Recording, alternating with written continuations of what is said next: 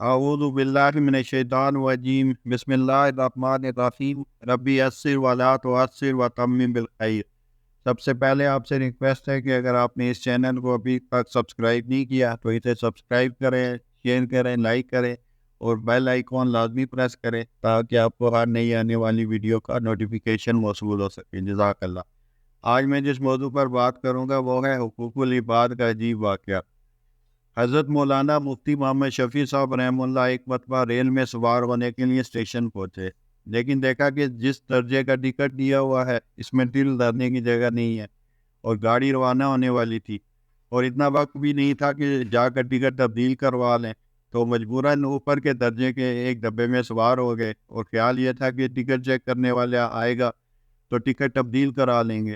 لیکن اتفاق سے پورے راستے کوئی ٹکٹ چیک کرنے والا نہ آیا، یہاں تک کہ منزل آ گئی۔ منزل پر اتر کر وہ سیدھے ٹکٹ گھر پہنچے، وہاں جا کر معلومات کی کہ دونوں درجوں کے کرائے میں کتنا فرق ہے، پھر اتنی ہی قیمت کا ایک ٹکٹ وہاں سے خرید لیا اور وہیں پر پھاڑ کر پھینک دیا۔ ریلوے کے جس ہندو افسر نے ٹکٹ دیا تھا، جب اس نے دیکھا کہ انہوں نے ٹکٹ پھاڑ کر پھینک دیا ہے تو اسے سخت حیرانی ہوئی، بلکہ ہو سکتا ہے کہ والد صاحب رحم اللہ کی دماغی حالت پر بھی چھپا ہوا ہو، اس لیے اس نے باہر آ کر ان سے پوچھا، گشت شروع کر دی کہ آپ نے ٹکٹ کیوں پھاڑا؟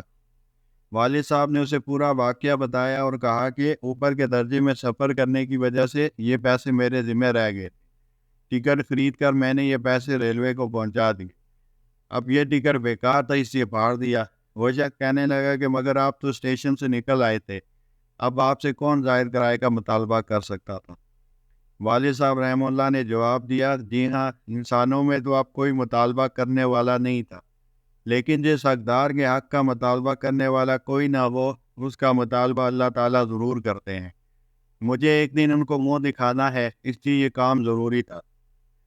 یہ واقعہ قیام پاکستان سے پہلے اس دور کے ہیں جب برصغیر پر انگریزوں کی حکومت تھی اور مسلمانوں کے دل میں اس حکومت کے خلاف جو نفرت تھی وہ محتاج بیان نہیں۔ چنانچہ ملک کو انگریزی حکومت سے آزاد کرانے کی تحریکیں شروع ہو چکی تھی۔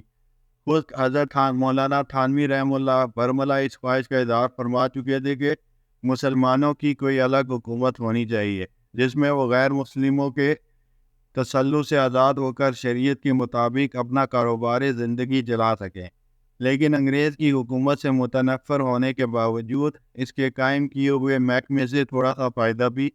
معاوضہ ادا کیے بغیر حاصل کرنا انہیں منظور نہ تھا۔ اللہ تعالیٰ ہمیں اس پر سمجھنے اور عمل کی توفیق عطا فرمائے۔ وآخر دعوانا الحمد للہ رب العالمین۔